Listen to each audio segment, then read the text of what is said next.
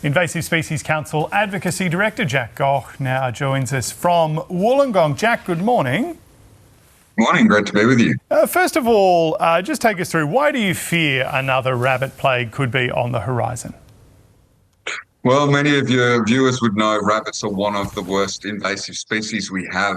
Over 300 of our native species that are on the brink of extinction are being driven over that edge by rabbits. And that's because they overconsume resources, they degrade landscapes, and they also increase the spread of predators like foxes and cats. And so it's very worrying that rabbit numbers are on the rise, and there's two big factors for that. One is, for much of Australia, we've had a couple of very good seasons in terms of rainfall, which means there's a lot of feed on the ground and rabbits breed up very quickly in response to that. But the other big factor is that the last biocontrol, so a variety of what's called the Gough virus, was released about 10 years ago. And we know that those viruses, their efficacy declines over time. And after about 10 years, we're starting to see much less impact from that virus. And that means that a lot of those rabbits' numbers are starting to increase.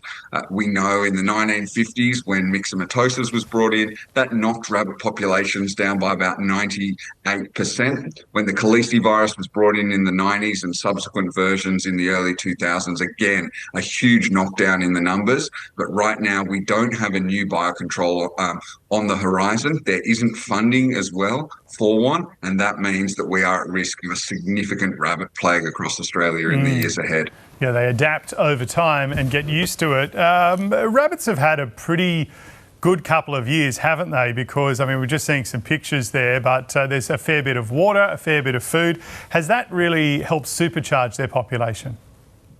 Yeah, so the most recent estimate of numbers of rabbits in Australia is about 200 million, but we know that since that figure was estimated, that we are seeing all across the country a really big increase. People in regional areas, also in urban areas, are starting to see rabbits where they haven't seen them for a long time.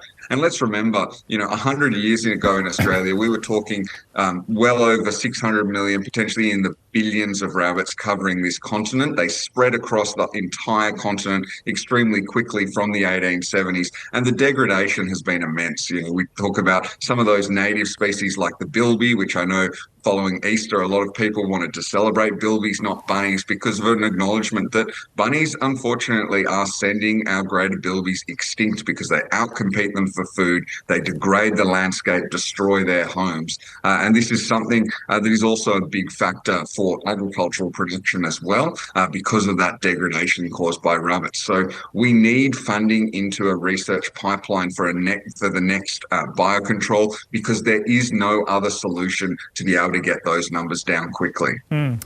Just lastly, Jack, there are quite a few politicians on both sides of the political aisle who are very supportive, at least publicly, about trying to drive down the numbers of invasive species in Australia. Given that the damage these animals do though, do you think it gets enough attention nationally, just at what carp, rabbits, all sorts of cane toads, all sorts of animals are doing to our nation?